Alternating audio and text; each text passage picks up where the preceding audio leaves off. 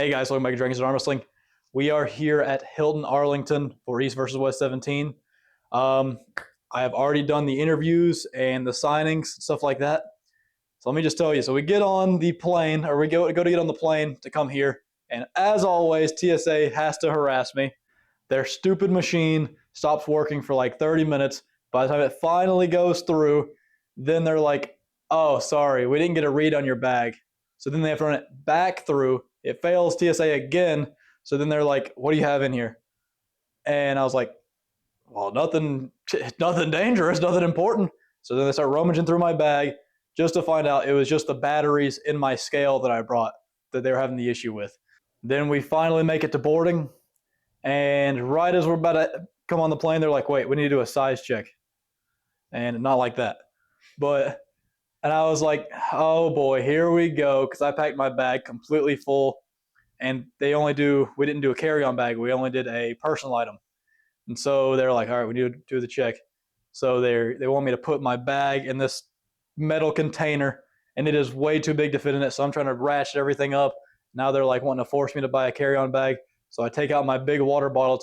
It holds 5 pounds of water. Take out my water bottle, force the thing in there. And they're like, you can tell the guy's absolutely pissed that it actually worked. And then I take my stuff out and we carry on onto the plane. The flight was great until right before we landed. We had a decent amount of turbulence, made the stomach do the roller coaster thing. But now we're here. Only thing left is to make weight and take care of business. I train hard, and I believe that the training will take precedent, and we'll go from there. So let's see. So here we are, 3:09 in the morning, about to head to the sauna. I got a few pounds to lose, about 7 pounds to lose to be exact. Knowing it was a heavier class, I did gain some weight coming into this, which, I mean, it's easy to gain weight. It's pretty easy to lose weight too. I was just hoping I didn't have to not eat as much, and so I did my water load right. I'd rather do the water load and cut in the sauna than have to starve myself for a while. So that's how it ended up going. Still, 7 pounds is not an easy cut. It's better than the last couple sauna sessions I've had to do, but not much. I was hoping for 4 or 5, but should be easy money. Gonna go and suffer for a little bit. Y'all get to see a couple videos of me suffering for once. That'll always be fun. So yeah, we're gonna head out about 3:30 and then go to the sauna. Just got to the sauna, 7 pounds to cut. Gonna start chewing me some gum. Chewing gum always helps me get my mind off of things. Probably start with a 30-minute session and go from there. Just get done with my first sauna session. For those of you that haven't tried, scraping is the best way to shed water fast. Once you get out of a sauna, you're just soaking wet. The towel works good too, but the scraping really gets really deep in the skin and it helps you shed weight fast. Like, I tried the towel technique and then I tried the card technique before, and I was able to, every sauna session, if I'm weigh a certain weight versus the towel, I can shed about a ½ pound more per session using the card technique than just the towel.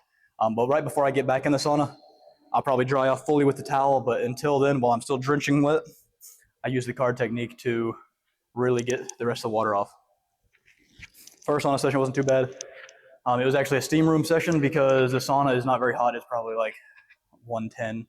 The steam room is probably 160, 170 if I had to guess, but it's super humid, so you start sweating super fast. So I guess I'm just gonna have to stay in there. I prefer the sauna, but I guess you gotta make do with what you got to deal with. So we're gonna finish scraping and then go for part 2.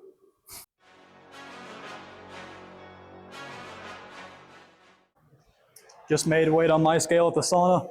Now time to go make weight for East versus West 17 officially. And then hydrate back up, eat, and get ready for the rest of the press conferences and stuff like that, and then get ready to compete. So let's hit it. Just officially made weight for East versus West 17 with 0.1 kgs to spare. Now just rehydrating. I'm probably way back up in weight already. Then we got the press conference at 11, and then a couple other things from there. I think we got some VIP meet and greet, dinner, and something else as well. So just tune in for those, and then we'll go from there.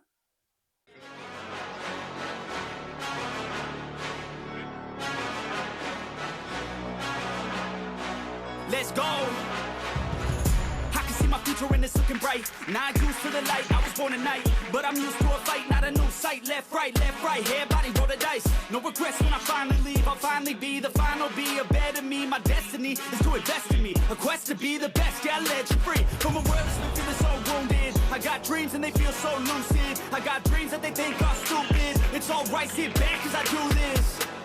I don't take this life for granted, my mind's expanding. It's time for a fight, commanding the war. I want more, yeah, I said I want more. Took a life full of hooks, time to even the score. One life left, so I gotta make it count.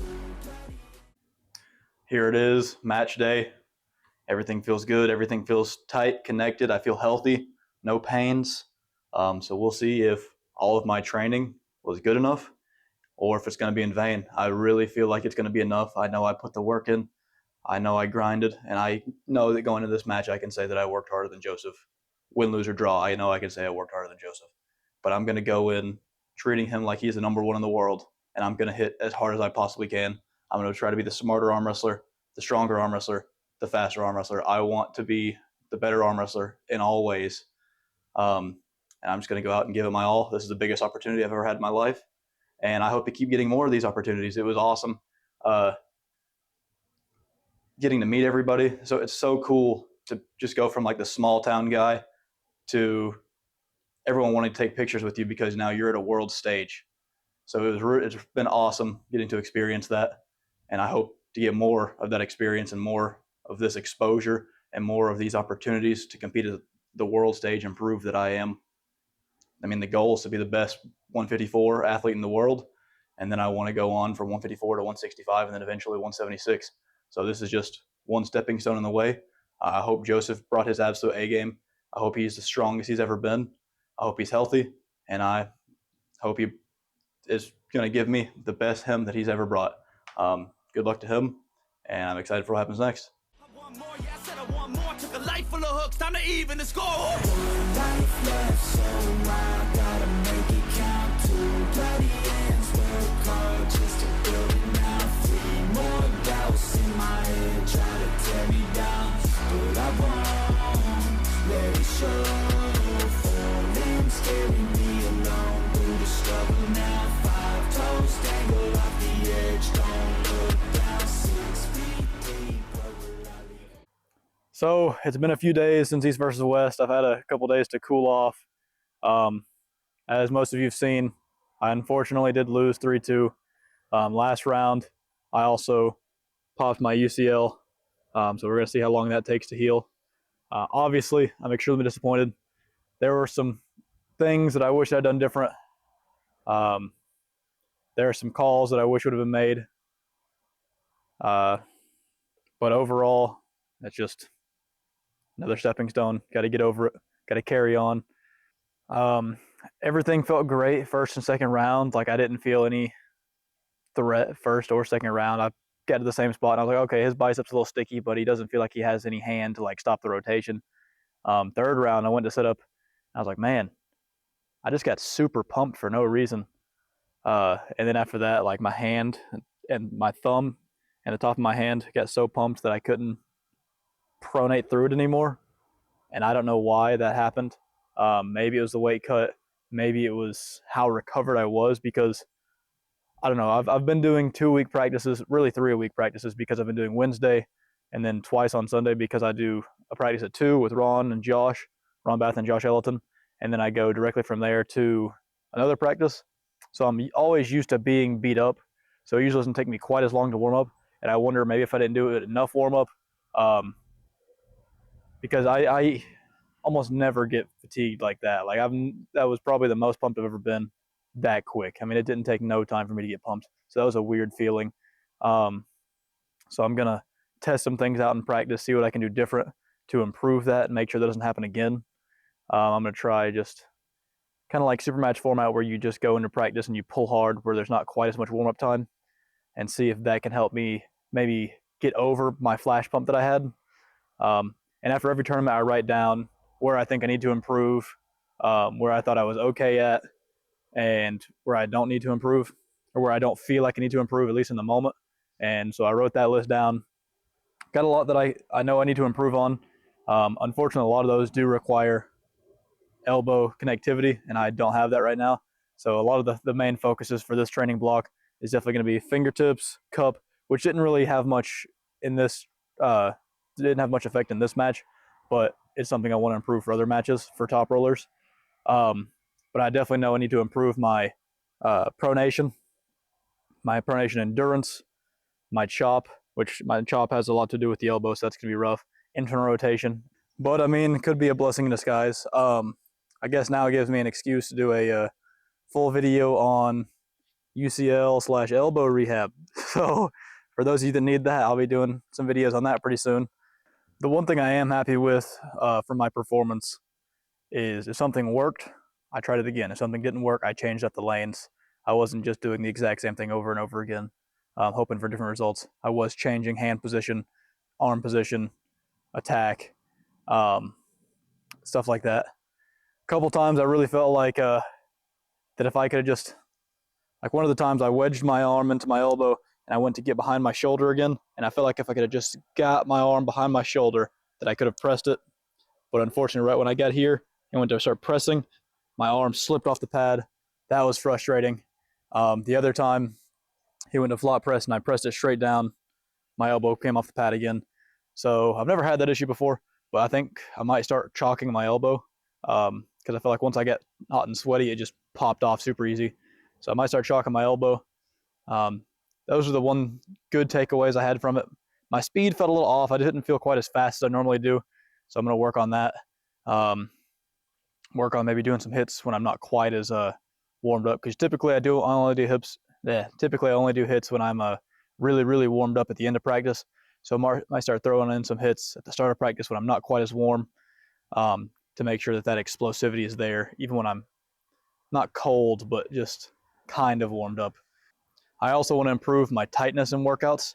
I noticed, because when I pull, I feel like I'm here. Because I mean, this is actually as tight as I can get. My arm doesn't come any closer than that. But I notice I always pull out here. I'd like to start working this range of motion a bit more, to try to just improve connectivity in here. Because I felt like the strength was there. I really felt like my power was there. But unfortunately, my power was here rather than here. So when I'm all the way out here, it really keeps me, lets him get fully dug in deep on top of his chop and behind his shoulder, where I'm all the way outside of my shoulder, just surviving on bicep and chop. And it just takes me out of, it puts me in a pretty bad position. So I think I'm going to start training a little bit more this position, a little bit more this position, to try to get that full connectivity. Yeah, there was a couple calls I was frustrated with. I know he had a couple elbow fouls that weren't called. All of my elbow fouls were called. The refs also, I mean, I said probably half a dozen times, I'm allotted one straps width apart. They never gave me a full straps width. I was always closer than straps width, which really just set me up just to get crushed in a hook. And I was just trying to create the space, but they wouldn't allow it. Another thing is they kept cranking down my riser, and I kept telling them, please stop cranking down my riser. I've had a bunch of wrist injuries. It hurts. And they were just like, oh, I know you're not that fragile.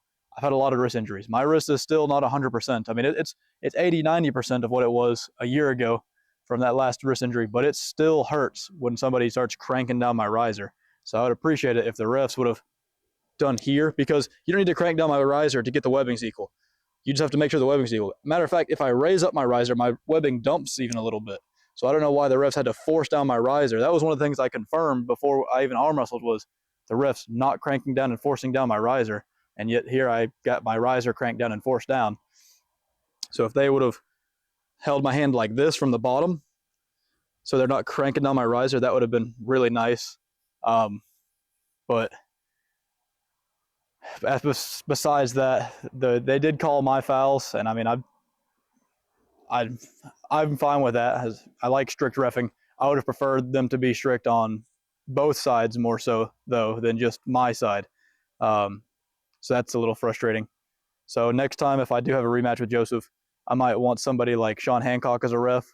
That way, you can guarantee the fouls are going to be called. I mean, in my opinion, he's probably one of, if not the best ref in the world. So I definitely like him as a ref if we do have a rematch. But for now, I'm just going to focus on getting healthy, strengthening weaknesses, strengthening what I can while injured, and hopefully just getting out videos so you guys can enjoy the content in my recovery process. I'll still probably be pulling left-handed. I mean, obviously my left's not hurt. It's got a few bangs and beat up a little bit, but is not injured. Might do a couple tournaments left-handed just to keep the experience and the blood flow in there and the explosivity. But besides that, I believe that's all I got for you guys. Hopefully next time I won't disappoint y'all, and I'll see y'all in the next one.